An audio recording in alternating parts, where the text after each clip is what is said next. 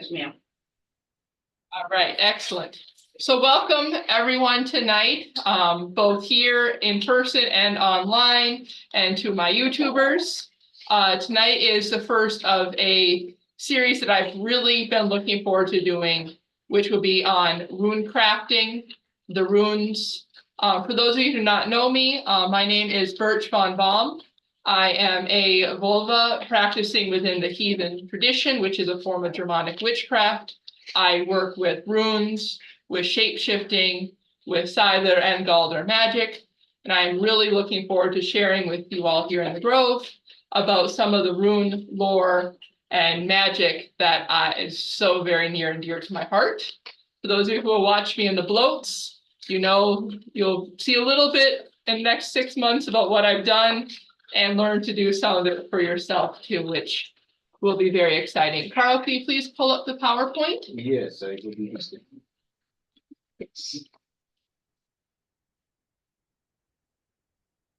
So if you're here in person tonight, you have your bag. Inside the bag are 24 blank wooden discs, which we'll be using to create the runes out of. If you're online tonight, I have this PowerPoint set up to help you follow along.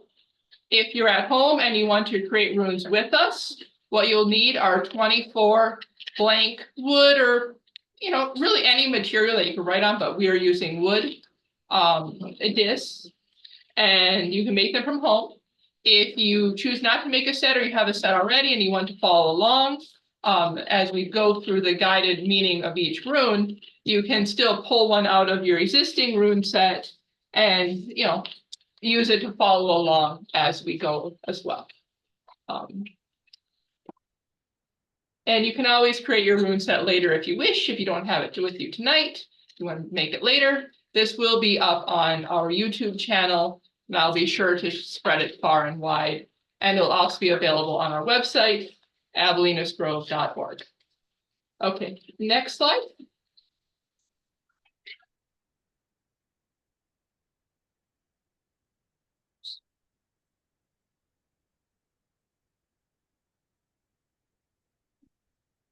There we go. Okay. So before we begin making our runes, I want to give you a brief introduction to the Elder Futhark, which we'll be using in this series, and explaining a little bit of why I chose it and how it's become such a popular choice for people who are using the runes to work with. Because there's actually more than one set of runes, but Elder Futhark is the one I personally work with and the one that is most often used among the heathen community and rune workers that I know. But there are different types of runes. So just to give you a brief, you can leave them in the bag for right now. Yeah. So the oldest examples of the Elder Futhark that survive are from around 100 AD, roughly 2,000 years ago. But the vast majority of writing that is done with runes, like the rune stones you'll often see pictured, are with either the Anglo-Saxon or younger Futhark during what is popularly known as the Viking Age. So the Elder Futhark is not the Viking runes that a lot of people like to call it. It's actually the pre-Viking runes. This was what was developed in Central Europe and Northern Europe around the time of their first contact with the Romans, Julius Caesar, Tacitus, the like. So we do not know, but it's strongly suspected that the divination described by the Romans, who first met the Germans in what is today Germany and Denmark, Switzerland area, was done using the Elder Futhark. All we know is that at significant times, such as before a battle, there was usually a group of priests who were seen casting lots and using those lots to determine what the outcome of the battle would be. And Julius Caesar describes it happening before his first battle with the Germanic tribes, which is probably the first known example of the runes, which would have been about 200 years before the oldest surviving Elder Futhark that we have. Tacitus, the Roman writer, describes the same activity 150 years later. So it's clearly an established tradition. We just don't know when exactly this tradition started or what it looked like because, like I said, this was lots cast on a fruit-bearing, usually a pear tree. Pear tree wood does not usually last 2,000 years unless it gets very, very lucky. So since those lots were never drawn and the markings on them were never described, we only have our guess as to what was actually on them. But the Elder Futhark is the best guess that archaeologists have. We do know that it evolved as a writing system shortly after those divination events. And later, it evolved into the younger Futhark, Frisian, Anglo-Saxon, which had both magical and alphabetical uses in the recorded sources from the Viking Age, starting around 700s up to around the 1200s, when most things were written down. We also know that there's historical parallels for oracle writing transferring itself into secular writing. The same thing happened with the Chinese oracle bones. It started off with marks on tortoise shells and eventually evolved into the Chinese characters that are still used today. So since it's likely that since the Germanic people at that time would not have had a written language, but as society developed and came into more contact with literate sources, including the Christian expansion and the Romans, that if they were looking for a way to have a writing system, it's a logical step that if you already have a way of writing on wood and stone, that you would then transfer that to writing your language down. So that's probably where it happened. All right, next slide. Okay, the second point I want to bring up before we begin is to consider the relationship between a word and a thing. Cat. If I say cat, you'll think both of a cute feline creature, like the one pictured there, who is my darling Sphinxie. And also on some level, your brain will make the association with the letter C-A-T, because that is how we spell cat in English. So on some subconscious level, your brain is already making a link between cat, the little love devil, and a certain kind of catness, the essence of what a cat is, which is called upon by those letters and sounds used in that combination. We don't really think about this because of how often we use and read the written word. But taken in a context of both magic and early literacy, before most people know how to read and write, especially in this context, throughout the world, words have a much greater sense of power attached to them. And words that are simply spoken are just floating in the air. The minute you finish speaking a sentence, that sentence is gone. Write that sentence down, and now it becomes permanent. So you can see how easily that line gets crossed. And we do this all the time. How often have you been doing some kind of spell work or intention? You write it down, you cast it into the fire, you bury it into the earth. We still do this same thing all the time. It's just sort of slid into the folk magic tradition. So you often hear in the community arguments about, oh, it's the Futhark, it's an alphabet, or no, it's magical symbols. There's no dividing line once you break it down to this level. It's both. It is both a written alphabet in which you can write down words and names and things, and it is also a magical system.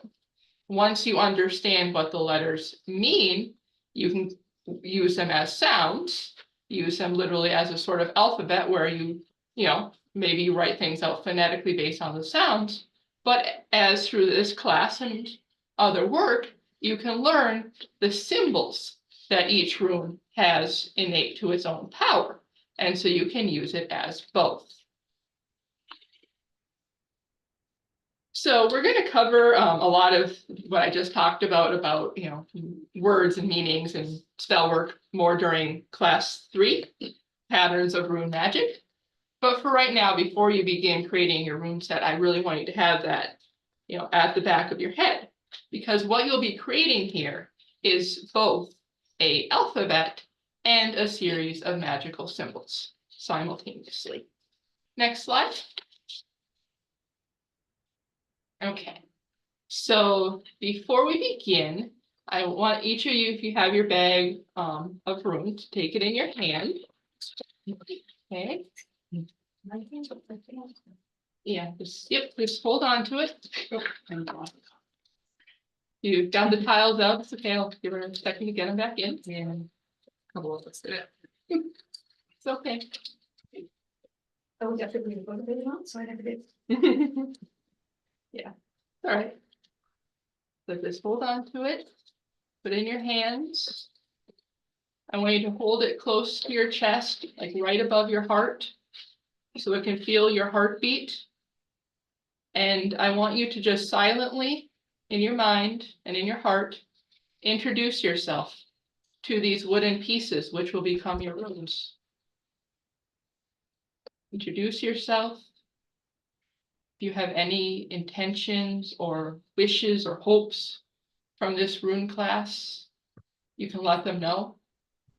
Because these runes aren't just pieces of wood, they're going to become your partners and teachers, and you guys are going to learn about the runes together over the next few months.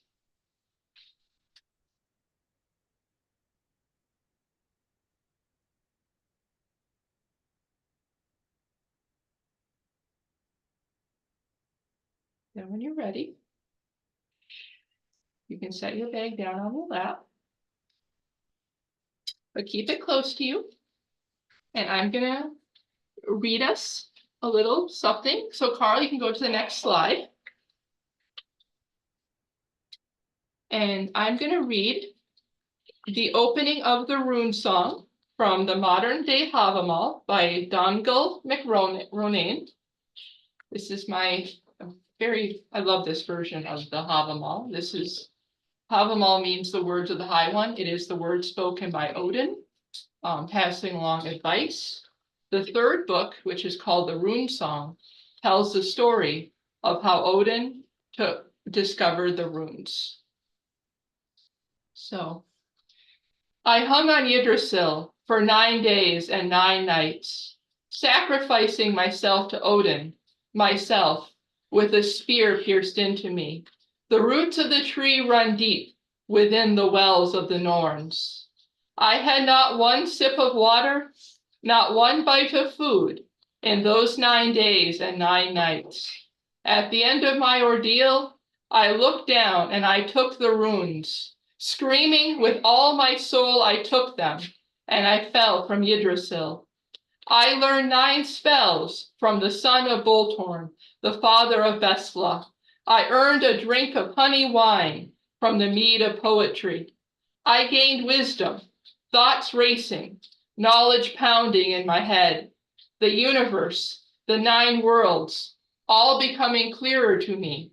You will find the runes I, Odin, found hanging from Yggdrasil, runes who are imbued with my very blood. Odin carved a set for the gods. Dane carved the elves their own set. Dvalin making the dwarves set, and Asvith for the Jotnar themselves. I carved some for myself as well. Do you know how to use them? Do you know what they mean? Do you know how to divine with them? Do you know the magics they contain? Do you know how to bless them? It is better to never pray to the gods than it is to be constantly in their ear. All gifts require an exchange in equal measure. It is better to give nothing than to offer more than you are prepared to give. Odin marked these words in the dark times. So that is verses 138 to 145. And just call your attention to the last 2 verses.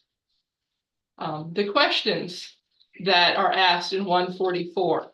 By the end of these 6 months, you'll be able to answer all of them with yes. You'll know how to use them. You'll know what they mean. You'll know how to divine with them. You'll know the magics they contain, and you'll know how to bless them. And of 145, it is good to have runes to be your partner in those dark times, because ultimately you can rely on others in your community, but you must also be able to rely on yourself and those you trust. And the runes can help guide you through those dark times. They can offer advice and guidance and support to you so you can find your way through them into the light and not need to rely upon favors from the gods. If you don't. I like that. Okay. So, all right, next slide. So we're almost ready to start making our runes. I just want to kind of go over a little bit of the procedure so everyone knows what to expect tonight and also next month, which will be a guided rune crafting class in 2 parts. So 12 runes per class for a total of the 24 runes of the Elder Futhark. Energy, intent, and focus are all very important when you're making your runes, because this is a magic working. That's why we're not going to try and do all 24 in one sitting. Be a little bit too much, probably. So we're going to break it in half and do half today and half next month. So as I announce the name of each rune, which I'll do first as we go through them, I'll pause, and you can just take a piece of wood from your bag at random, and this will be the one that you use for that rune. Then, to show you what it looks like, I have this very high-tech board, which I will draw on, and Carl, for those who are online, will play a video for the first time. Then I will give a brief description of each rune. I can see that. And yeah, so you can see either one, whichever one is easier. If you're all the way down there, it might be easier to watch the PowerPoint. I don't know. Otherwise, if you're up here, you have this. So don't draw on your disc until I finish. Just let me talk and just listen and hold on to whichever piece you're going to be drawing on. Then after I describe it, I'll draw it a second time on here. Carl will play the video again, so that way you get a good look. And then we'll take a moment. Each of you will use your Sharpie to draw the rune on the wooden piece. Once everyone has it drawn, then we'll move on to the next one, and we'll do it again until we've done our first 12. Okay? All right. So next slide. Bingo. I just realized I'm really short. I can't reach the You just table. figure that out? Just real. I mean, table width wise. Yes, of course. So the Elder Futhark is divided into 3 eights. The first 8 is called usually phrase 8.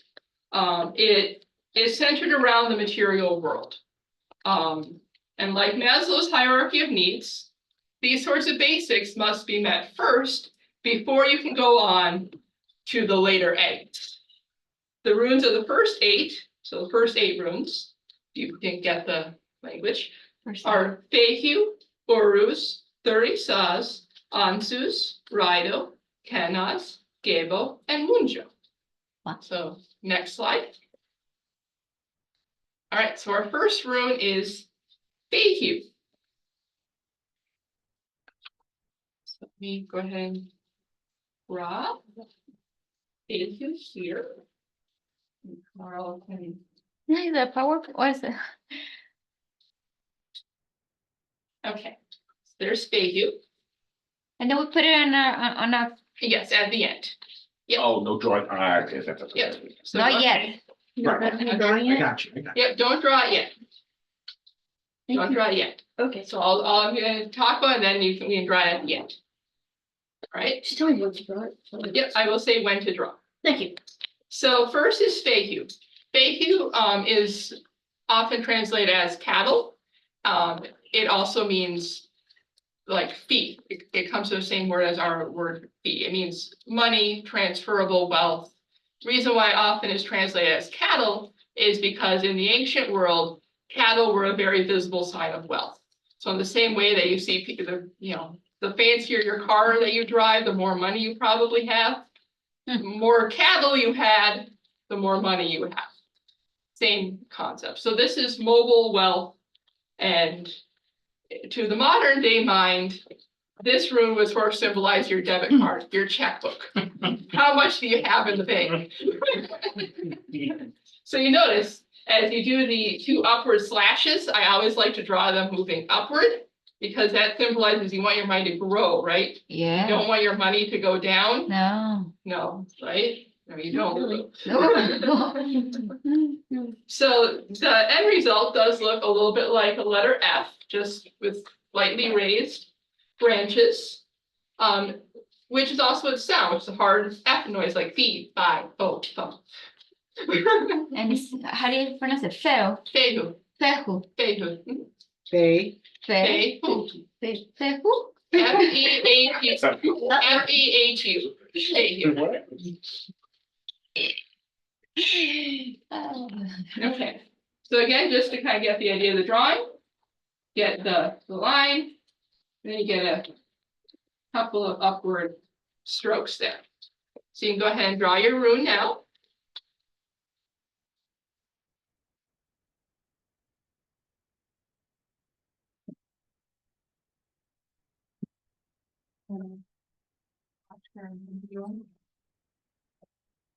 And write the name of the room underneath it for my. I guess Very so. not. on the back. On the back. Okay, Yeah, we're on the back, I guess. I'm just, I know me, I'm not. I'm gonna look back at it and go, what is this again? That's actually not a bad. I was gonna say. Yeah, then you could even use it as mnemonic, like, the memory game. Mhm. If you want to learn the Hey. names, you could just flip it around. Flashcards.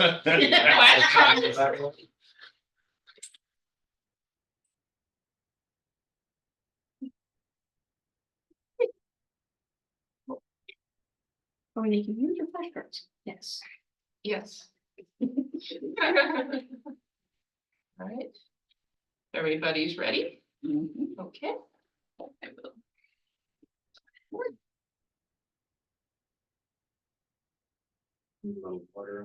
Yeah, you have a little bit of water.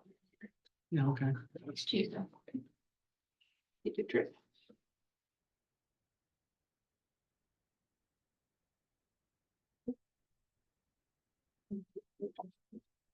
All right.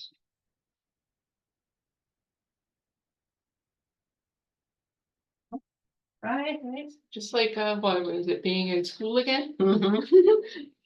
All right, so our next rune is Uruz. Oh. Uruz. Uruz is the rune of the Aurochs, the now extinct wild bull of Europe. It went extinct only in the 20th century. It's also a water rune and a healing rune. It has water through its links with Audumbla, who was the very first cow in the Norse mythology. She was the cow of the very first being Ymir, who lived in Niflheim and who licked the first Jotun giants out of the ice. So from that you get, and she also fed Ymir with her milk. Its shape, you kind of look at it, you can kind of see like a bull's horns lowered, ready to charge a little bit with that shape there. You see it? So, and then this is also a healing and water cycle. Think about, like, here's the water on the earth, it gets pulled up to the clouds, travels, and it comes down again as rain. And when you work with this rune with healing, you follow the same pattern. You draw the energy up from the earth, and then you pass it down to where it's needed. But we'll talk more about this rune and its healing powers and purposes in the later class on rune magic. So that's Urus. I'll draw it one more time so you can see.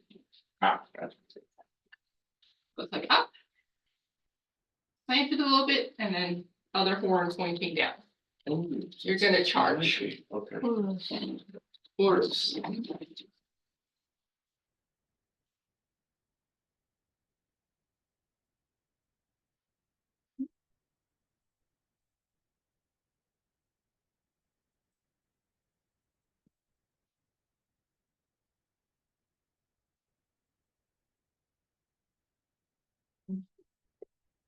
Once everybody is ready, I will.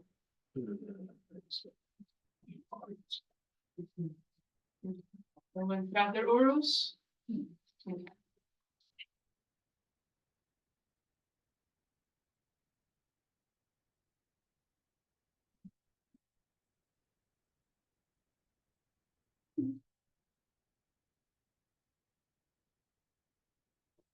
Okay.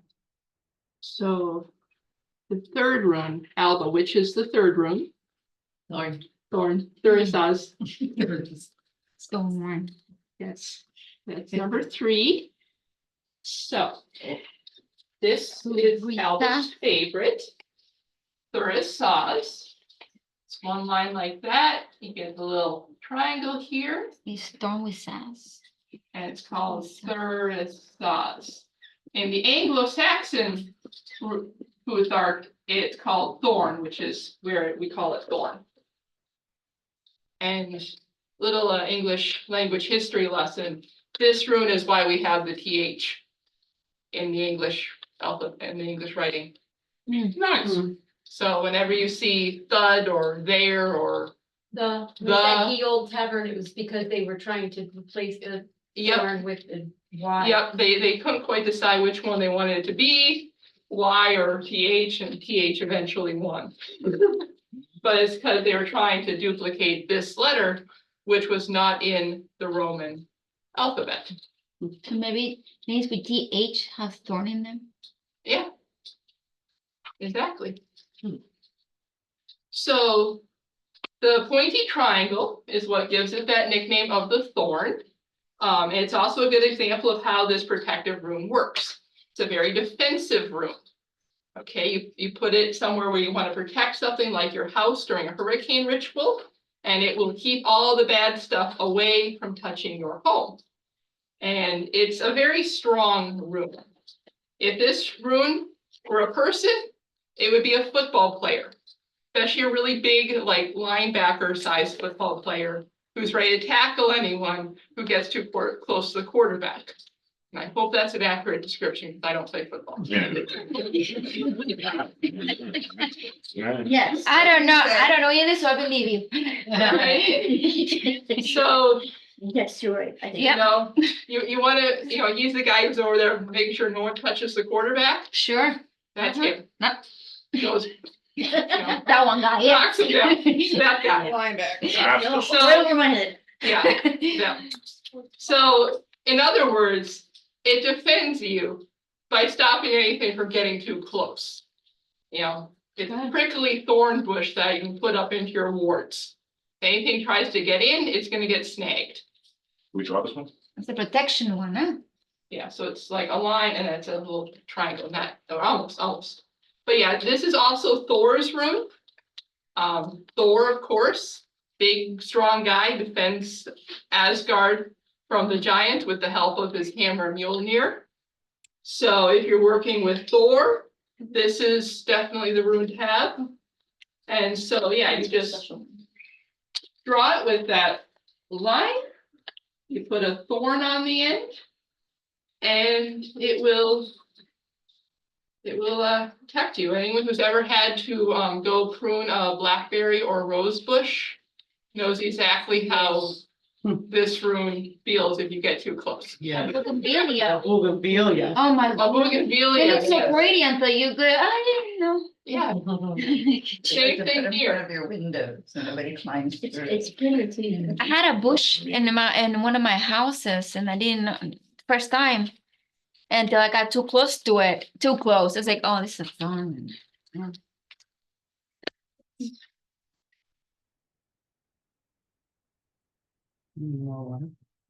And how do you say that?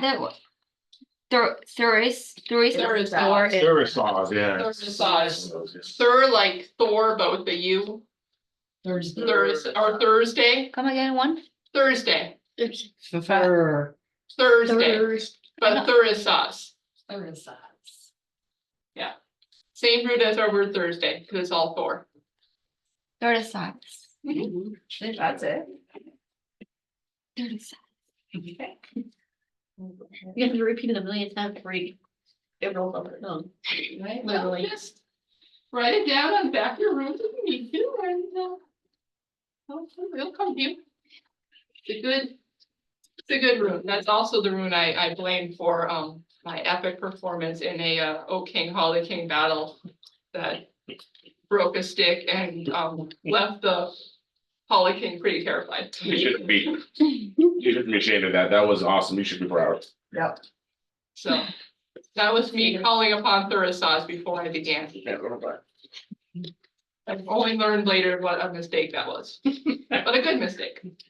So next rune, We're having a battery change. okay, battery change, no. I don't know that, Rune. How do you draw that? It looks like a dead battery. Right size. In the drawer, you never know. Elder dog. Yeah, I mean, I guess you could put a Thurisaz on there because Thor controls the lightning. So you just send the Thurisaz into the battery and channel lightning into it. That makes sense, right? And then Carl freaks out because he's an electrician and suddenly the mouse starts spewing electricity everywhere. Just use the keys, There's a key. keyboard Keyboard. keys. Oh, Just use the To draw? keyboard. No, to change the picture. But he's drawing there so they can see. No. No, that's she it, is. that's It's on the video. No, but on the He's drawing it on the PowerPoint screen. video, He's you need the mouse. He's not drawing on there. He has one. He recorded. I recorded the drawing. Oh, you did? Okay. All right, then you Yeah. have to go. It's a recorded drawing. Just use the arrow keys. Hold on, so when you're Uh-oh, writing there, it it's shows skipped. in the computer. Well, not immediately. No. I did a pre-recorded video of me I don't drawing think all the arrows runes. I recorded myself drawing all the runes and I put them into the PowerPoint. I thought he was using that So very old school safe, yeah. program. The whiteboard thing. No, And that would be pretty cool, but I do not have that kind of tech. Do like a Okay. smart board kind of thing. Yeah, so, okay. Once the technical issues are resolved, we can go ahead on suits. Try the arrow key. He did. There it goes, there it goes. Sometimes they get lost in cyberspace. I think it's first Like that's a when little you're, when you're spoiled. sitting there using the It's mouse, stuck you in don't know here. where the mouse is, There we you're go. just doing this. And Yes. it's me most days. There we go. On suits, All right. Does it mean trial? Right. You mean dead battery? Okay. well, Sorry. Adelina, this is your favorite rune. On Suze, I thought he was drawing. I mean, he's probably just like, I'm not that talented. on Suze. Microsoft thanks. You back in that Microsoft thing. There you go. Yeah. Okay, so on Suze.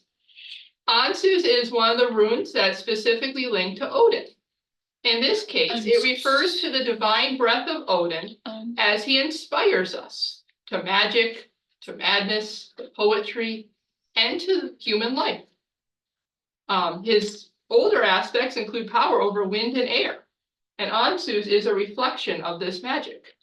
When the first two humans were supposedly made out of ash and elm trees, Odin gave them breath. Ansu's is also the breaker of bonds, because nothing can hold back the wind. More interestingly for us in the Grove, this is Avelina's favorite rune. Its meaning, implying divine air, matches her name, and it starts with an A, which is the first letter of her name. So if you want to gift Avelina anything with a rune on it, she would like it to have an onsus. And you notice onsus looks a lot like Feihu, Mhm. but the way to tell them apart, Feihu's upwards arms means you want your money to grow up. You want your money to go up, bank balance to go up. While the downward arms look like a cloak blowing in the wind. You see like a little person standing here, here's their cloak, blowing in the wind. So that's how you tell an onsus apart from a Feihu. So it's just a single, That's wind. yep, it's the wind. One line and a cloak blowing in the wind. And Seuss. Just gonna put wind underneath it. Just the lines. But you gotta remember, these runes were originally drawn on wood and stone. Bingo, bingo, bingo, come to So- me. Straight lines were the way to go. Trying to do curvy lines With carving. while carving, very difficult. So a lot of the lines were are all fairly straight.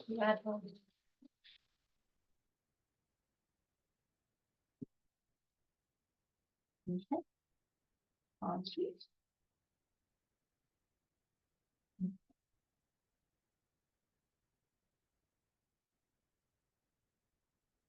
Yep, so Raiho is the next rune.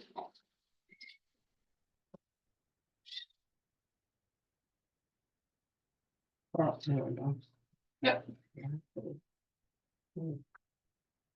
So Oh, how do you say that? you just call it Rido. Rido? That looks like raid. Does kind of look like raid. Rido. It also has roots with both our modern word road, as in a street, and road as in I rode in my car down the road. The Proto-Indo-European root word ride meant to ride a horse. So modern applications of this rune would cover your car and the street, as well as more esoteric meanings. This is one of the runes I call upon when I have to drive to Miami and I don't want to die. No, like, you say Miami, it's like, what? No. Yeah, exactly. Yeah. I will not drive into Miami without calling upon this rune and a couple of the other ones because I am convinced that the Miami streets are out to get me. So it's Probably like are. the, sorry, You're good. I said they probably are. What was your question, Lulu? it's just like a traveling. Yeah, I was gonna Yeah, ask this the is- same thing. yeah, This this is is- related to travel. Anything Even related a to plane travel, or anything. Okay. airplane, Going on a yes. trip. Exactly, any kind of traveling.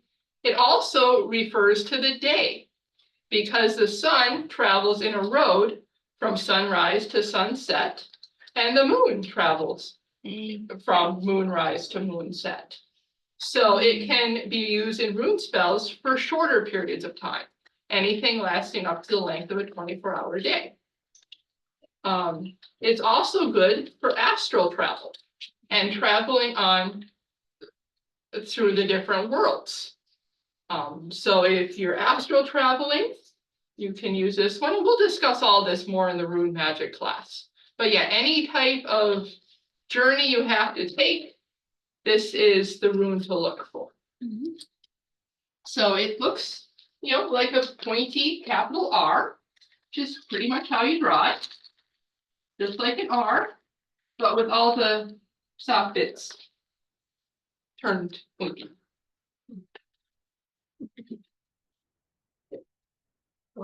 They can really just dribble. Down first is usually fine. It's a little easier, at least for me, to draw it down first. Is the one line longer than the other? No, it's not supposed to No? be. Okay. It's, never mind, I'm drawing this on a whiteboard, so. Or No, blackboard. I barely can see that, I'm just asking to, so. Yeah, no, it's okay, yeah, No. it's meant to be like level with each Okay. other. Just, But again, this was a route that if you're drawing them on a piece of wood, try to carve them, getting the exact same length might be Not exactly. easier said than done. So I should carve this one in my car, right? Yeah, yes.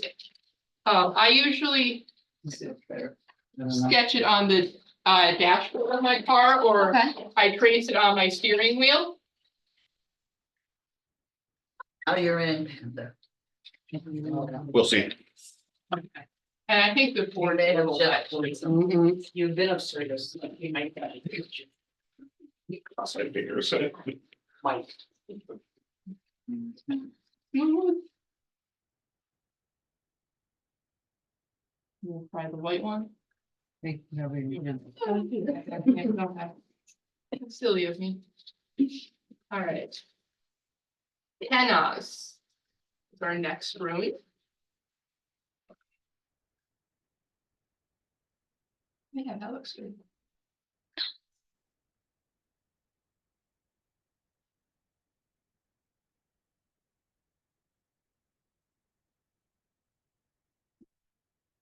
So Kenas is a very interesting rune when you start to dig into its meanings. It can mean fire, or ulcer, or knowledge. The Scottish ken for understand, the German kennen to know, are both cognates of the name of this rune. But what does a fire have to do with an ulcer? Fire here works as a symbol for knowledge, for any form of controlled fire. So you think about when you learn something, that's like lighting a fire in your mind, spreading, light into the darkness as a symbol. All right, knowledge devours. It can devour wood, it can devour ignorance. And what about the ulcer? Well, that feels like fire. That hurts too, huh? Right. It hurts in a really twisted way. It shines a light where light's not usually going. And it exposes things like knowledge or fire seeping into dark spaces. Mhm. But Kenas then brings healing into its wake, because when you know how to treat an injury or a wound, you can take care of it. And so, along with Uruz, this is one of the runes most often called upon when you're doing healing magic. Uruz might revitalize and restore strength, but this is where you got to know what to do. You got to know how to treat the injury, which herbs to use, which medicines to try. All of that is covered under Kenas, finding things out or learning. You have power when you know your direction. Exactly. So yeah, you could even use it really well with Rido in that case if you wanted to, It's focused yeah, exactly. like that. And its rune shape reflects this. You can see if this is a fire, it's a fire like a torch. It's directed. It's not a wildfire going any which way. It's, like here will be like the flame, and it's spreading its light out in a given direction. And so sometimes you'll see its meaning given as torch rather than fire. It's just because of that same concept. It's not just any fire, it's a fire that is being utilized and directed by a person. So its shape is like that little sideways V. If you think mathematically, it's like your greater than or equal sign. Less than. Less than, yeah, there's a little crocodile over here. Sorry. I think. I saw Pac-Man. You know what, if you see a Pac-Man, kitty, it is a Pac-Man. I don't know why I saw that. I was like, Well, it's, or what was that game that you like collected, like the little snake game that you oh yeah. ate the little thing with the Eggs. snake, yeah. Oh, yeah.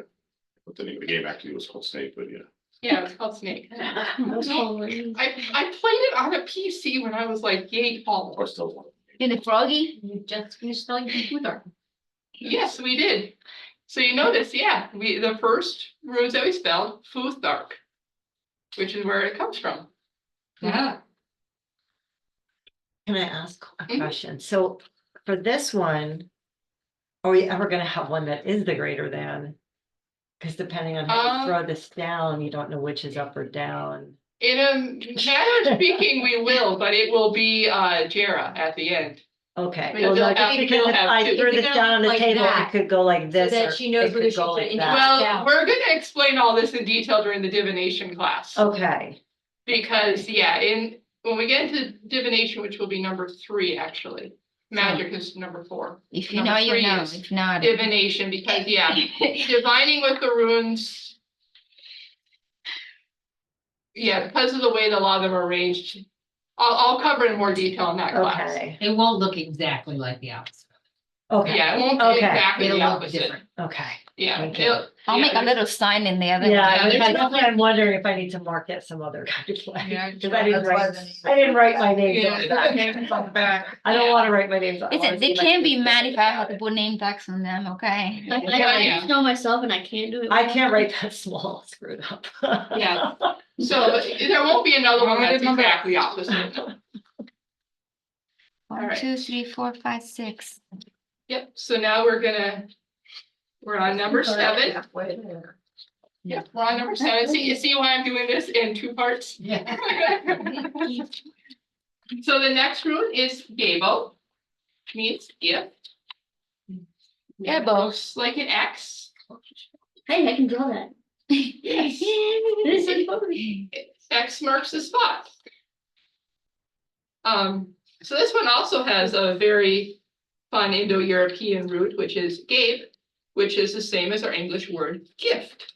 Gabo encompasses everything to do with reciprocity and sharing and gift giving.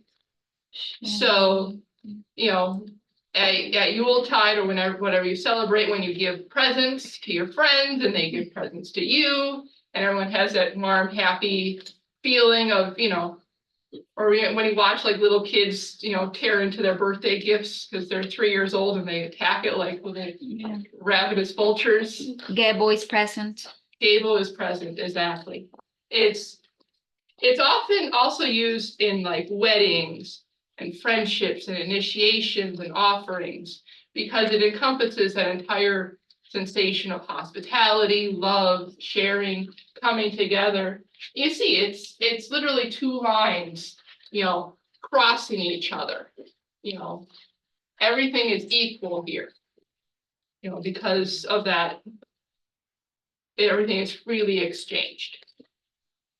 And especially in the Northern European culture, the idea of giving and visiting and hospitality is extremely important.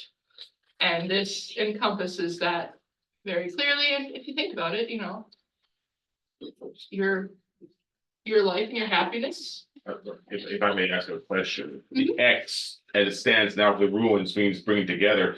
Do you know when or why the situation changed? So now we are more commonly thinking that X means no. I was about to say, ask that. That's a good question. Yeah, when, I don't know. I'm not sure. because now if you, yes or no, no, it's an X. Action. I mean, it could just be that as it moved from being Gabo, the G sound, Mhm. X does not show up very often in our language. Everything with an X in English pretty much has an origin from another language. You know, xenophobia or whatever, you know, xylophone. Those aren't native words to the British Isles. You know, so maybe that's why. But I'm not sure. That's a good question. Yeah. You know, but obviously the G sound, we hear that all the time. Give and give and things. So for Gabo, you simply draw an X.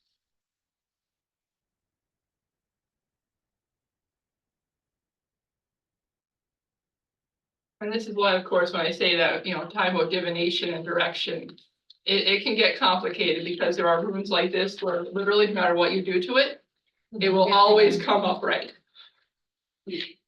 Right. It doesn't have a reverse. Okay.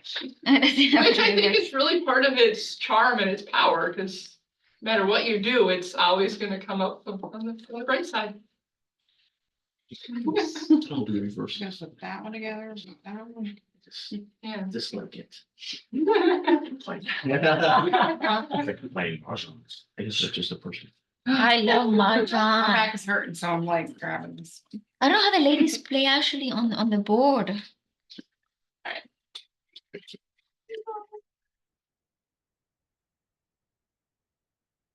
Okay. Now we're gonna come to one of my very favorite routes, not my most favorite, but probably my top three.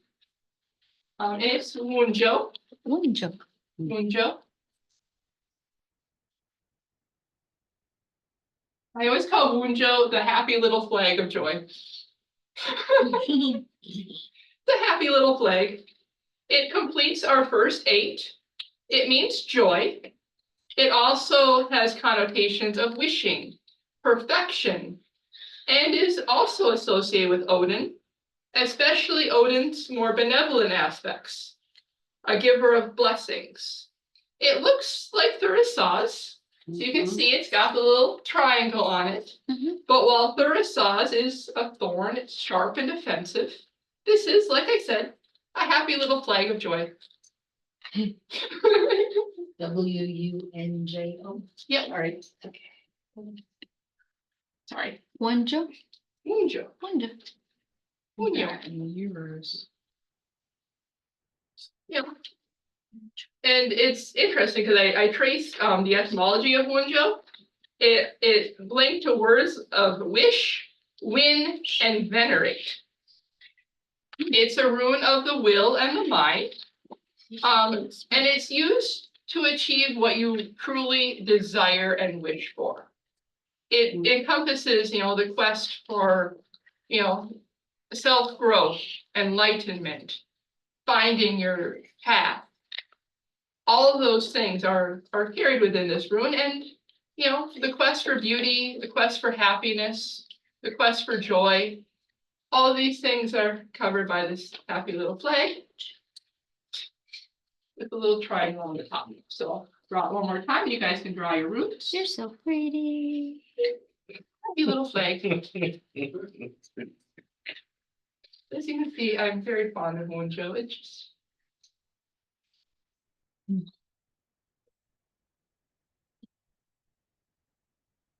okay. So we got through the first 8. We have 4 more to go for this class. So next slide.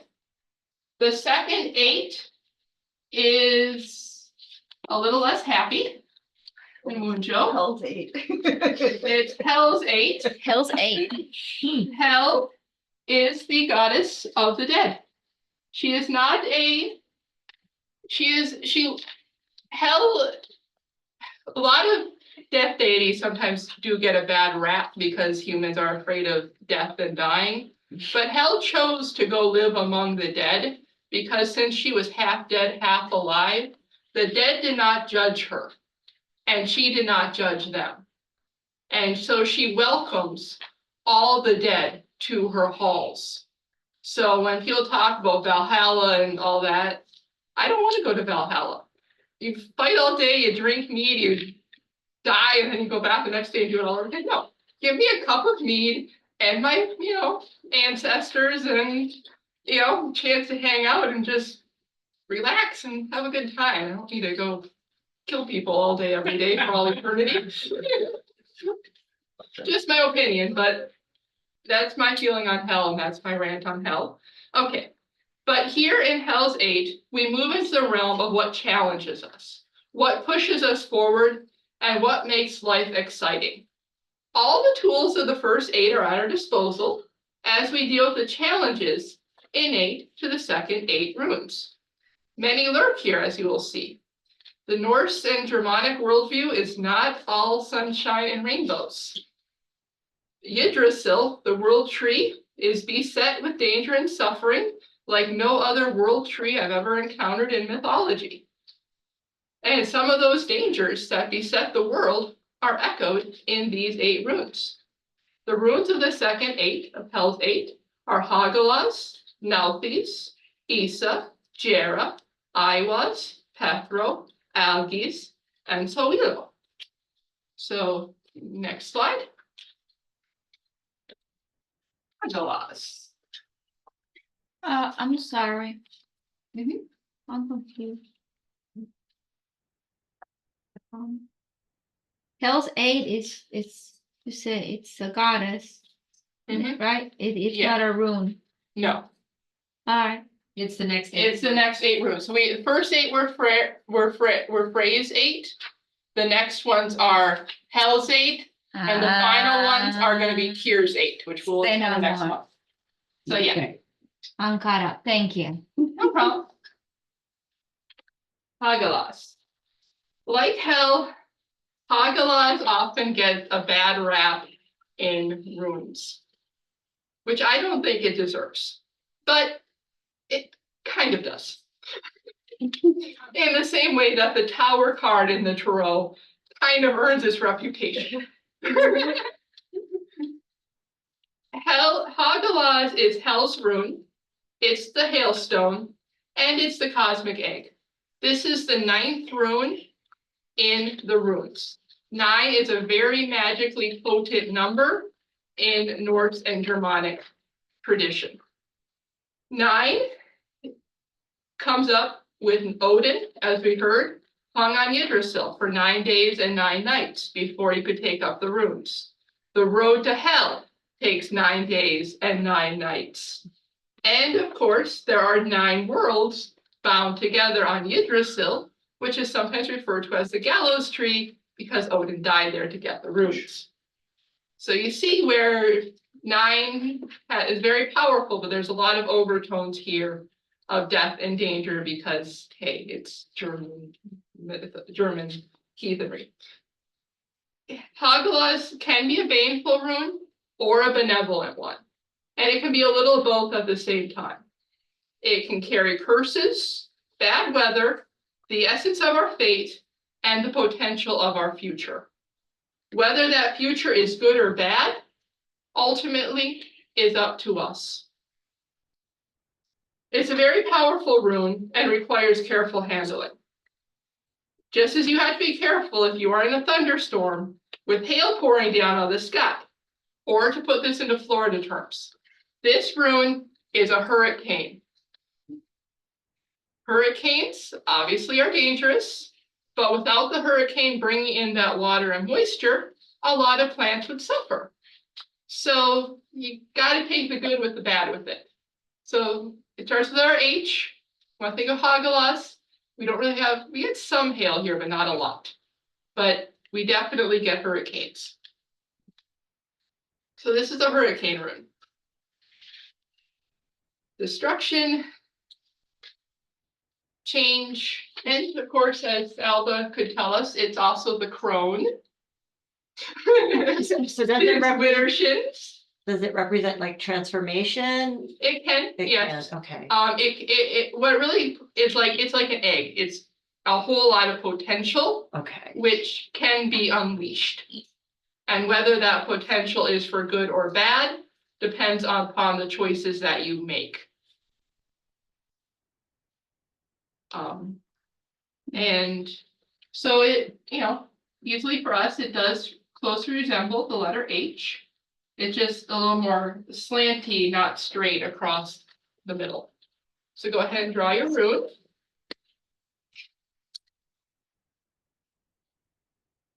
So, like I said, this is the next 8 runes.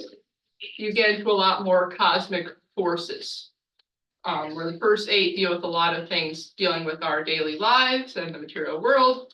Now we're moving into the bigger picture that surrounds us.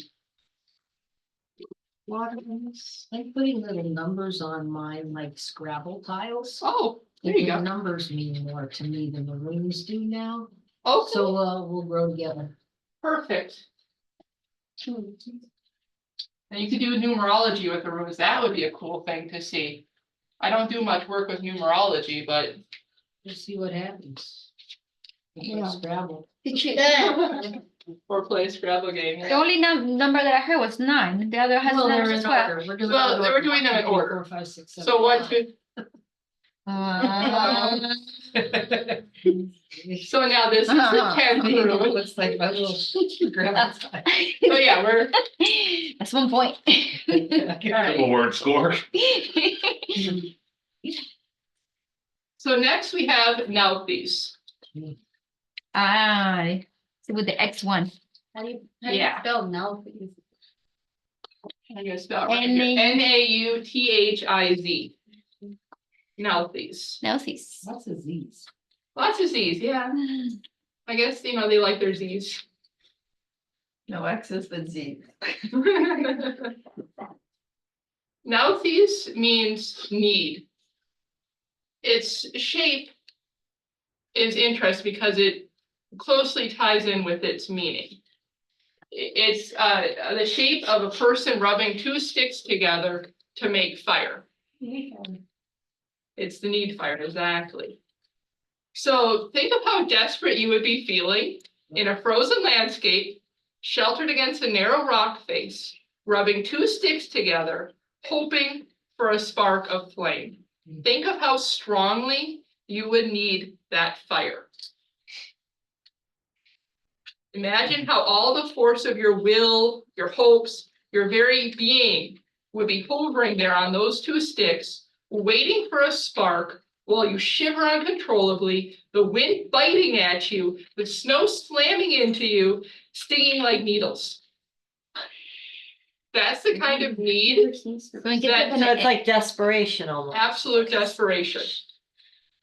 I've never seen snow, so I don't know that reference. I was like, reference from that? Well, It being cold. Yeah, right. Yeah, but not that cold. Okay, it's summertime in how badly Florida, you would be. and there's no AC nowhere near, and then the storm coming, so it's 120% humidity, and there's no water by you. There you go. And all you got is 2 sticks. I know you got it. And your last water bottle. You are desperate. You're frustrated. It's a frustrated look. There's frustration. It the cap. You can't get it all. Yeah,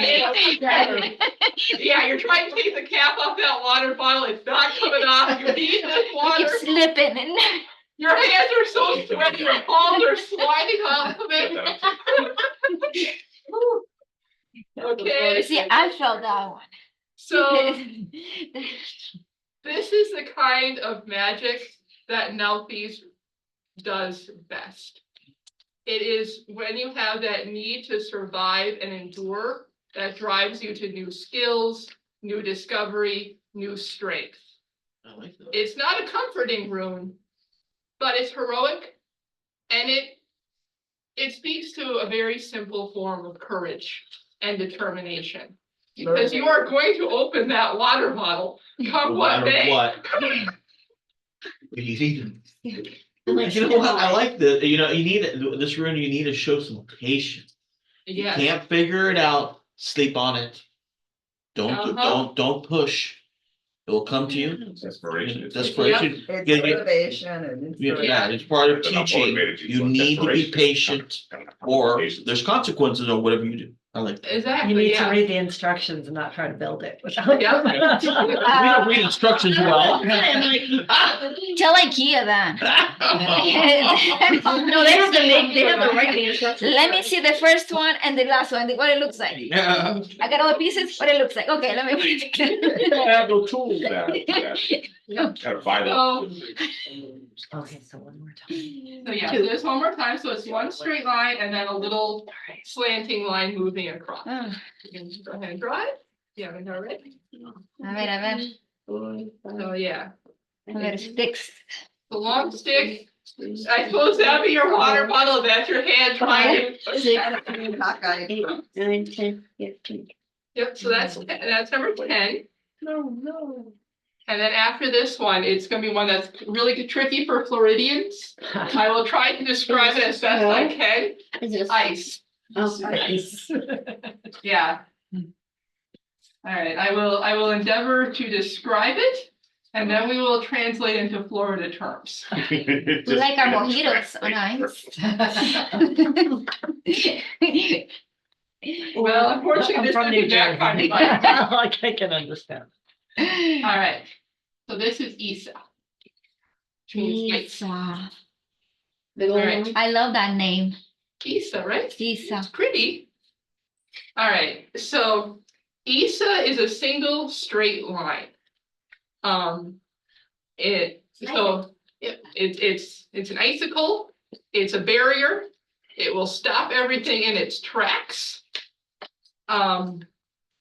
In terms, it's also a bridge. It symbolizes sometimes the Bifrost, linking the worlds on the world tree. It speaks to us of the frozen beginning of the world. It says freeze, and whatever is around it stops moving. Now, I'm from Minnesota, so for me, I follow this rule because I just remember the really, really cold January days when the birches are stark against the white, the pine trees are completely bowed down with snow, everything is white, the wind is howling, the wind chill is 20 below zero, and your lungs are being stabbed with knives. But there is something extremely peaceful and quiet when the wind dies down and everything is just covered in snow, completely silent, completely frozen, and it binds you to that moment. And time seems to stop. Freeze in time. Which is why this rune is sacred to Verdandi. It symbolizes the present moment. It's beautiful in its own way, Present. but it's sharp-edged and perilous like an icicle. Just one line up and down. Not much freezes here in Florida.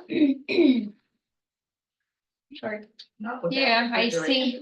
So just think the absolute, okay, here we go. It's like traffic All in right. rush hour. Exactly.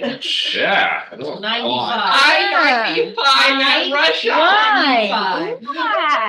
It works. Why did you go there? Sorry to tell you. All right. Yeah. And if you want to think of cold, imagine stepping inside to your air-conditioned home after being outside in August for 2 hours straight. That burst of cold. Or that just- July. Or July, either month will do. Okay? So that's it in Florida terms. Aren't you glad you're learning it here? Because most places will not translate these runes into Florida. Florida's equivalent of. The Florida rune. This has to be a chapter in your book, Lady Florida. Of course it will be. So you see how it works? So yeah, it's just one line straight up and down. Because everything, it just stops. Oddly enough, when I've done, twice now I've done readings about the Everglades, and this rune has come up. I think it's because we're being warned that we need to cut some things out as human beings and stop doing them. You know what? I'm so happy I was just thinking that. And you The said it river out. of grass is stopped. We need to Yeah. stop. Yeah. We've stopped the natural flow of the waters, and it's causing magical reverberations that are Mhm. Yeah. hitting us very hard and probably cursing us with I-95 Mm. and I-4. Yeah. Yeah. In the DMV. 95 has been cursed. Something cursed it. I don't know what, but something definitely did. Can Especially probably take a look at history. Well, those, You can tell. still working on those streets. Yeah. Yeah. All right, so now we're on to rune number 12, which will be our last rune of the night. Oh, And this is Jera. Not quite the same, but it's the only one that has it both front and back. Jera. So this is Jera. As the 12th rune, this is the halfway point of the Elder Futhark, and thus it is the final rune of rune crafting part 1. what is? And we'll be doing the last 12 runes in February, in part 2. Sorry, did you explain this one? I'm gonna explain it right now. Oh, okay, sorry. No, I It's not over yet. totally yet. It's okay, it's okay. I'm just letting you know that we're stopping here because it's the halfway point, and we'll finish with the second half later, and here's why. It's because of the meaning of this rune. It refers to the wheel of the year, the harvest, and time. It is a rune of gentle change. Gentle. Compared to the two previous runes, it's a lot less frightening. It's much more hopeful because it promises you that you have survived another year and more is to come.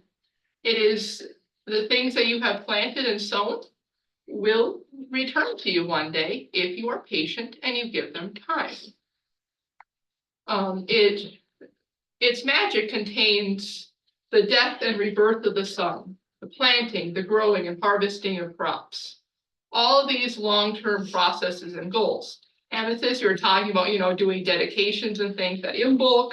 So Jera would oversee like the process of like a year and a day. It would be the rune that you'll want to cover for that entire span of time. Our English word year, the German word Jahr, sorry, and Jera are all descended from a common Proto-Indo-Aryan root word, yarrow, which means year. You can also see that as a yin and a yang, Mhm. top and bottom. I Yeah. like that. Exactly. While most runes have a single series of connected lines, this one has two halves which dance around each other. And in the Northern European tradition, the year has a winter and a summer.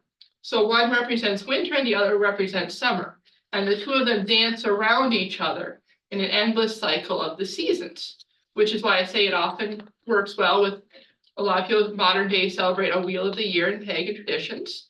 This symbolizes that wheel of the year, which is constantly spinning and going around and around. So all that goes away, comes around again. And on that note, we will end the first part of rune crafting and come around again in February to finish our runes. February what? February 9th, Yeah. we will be doing rune crafting part 2. On March 8th, we'll be doing a class on divination using the runes called Up from the Well of Erd. Slow down, slow down. Need to put, I need to be here for that. February 9th The 9th, yeah, good, I'm is here. going to be rune crafting part 2. We're going to finish the runes with the second half of the Elder Futhark. Okay, I added there. That's finishing the room. Yep, so we're going to finish And in March is the March what? March 8th. March 8th. It's rune divination, Up from the Well of Erd. A reference to, of course, the well where Odin took the runes from. Is that on, that's Zoom or? That will be here and on Zoom. So it's like the second Friday of each month? Mostly, and then Mostly. the 12th of April, Okay, we're gonna have patterns of rune magic.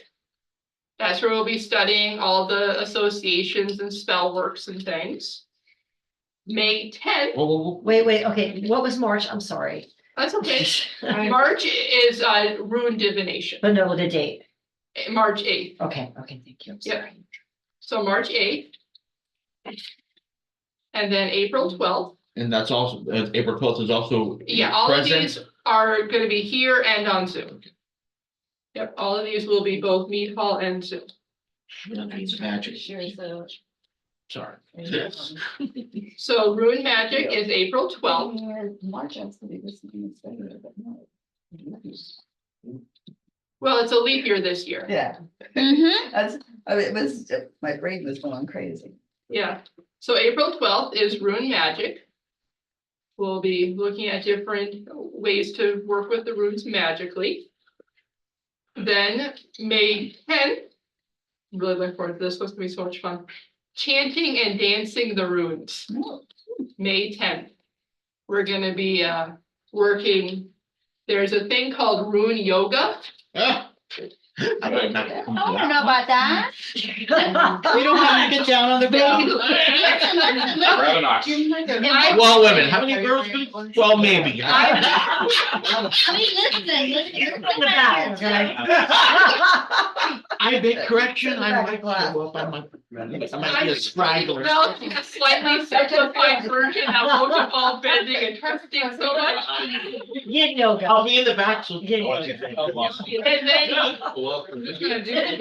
Sorry. Okay. So that's May 10th, chanting and dancing the runes, Do dancing. okay? So if you don't want to do the dancing, you can still come for the chanting. You can watch the dancing. Or you can just, use your hands. Just like, jazz hands. And then on June 14th. June 14th That's like, is the last day, is the last class. And all I'm gonna say is it's called Pulling It All Together. I'm gonna have a special surprise for you that day. It's gonna be fun, you're gonna love it. all right, you are my calendar. All right, thank you, Lulu.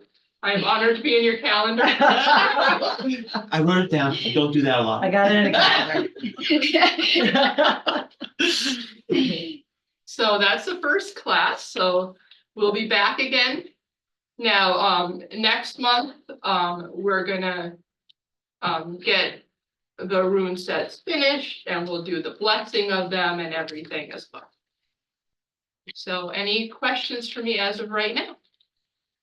No, thank you very much for taking the time You're This was welcome. great. Thank you. and teaching us. Yeah, thank you. You're welcome. All right. Okay. Can we keep, do we keep the sharpness inside the bag? If you want to, I mean, guess. it's special, it affects my room. Well, I guess I we mean- could. I mean, I will bring you another Sharpie next time, but this one, it's my room. Sharpie. All right, go It ahead. has my energy into my room. Okay. You can leave your bags here if you want This to. way we'll end up with all the same colors on our. Right. Yeah. Yeah. Like, Otherwise, it'll appear. Yeah, go ahead and tuck your Please, just not all Sharpie in. your black Sharpie, thank you. Okay. Well, these are Avelina's Sharpies, Oh, so. Evelyn, she got me. She can have the back and you. Yeah, she did, don't worry, I'll see it. Right there. We're doing her favorite subjects. Yeah, well, that's the thing. I've got this lovely owl container. I love it. I love owls. I love barn owls.